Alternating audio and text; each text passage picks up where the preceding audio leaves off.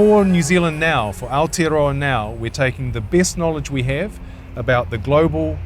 response to warming, how much sea level will rise on average globally, and we're factoring in these local conditions, the local vertical land movement, to really try to nail down exactly how much sea level will rise here in Lyell Bay, how much it will rise or fall along the Bay of Plenty coast, how much it may change in South Dunedin. Bringing in that vertical land movement to try to remove challenges that planners and local governments and members of the public face when you're trying to plan for the future.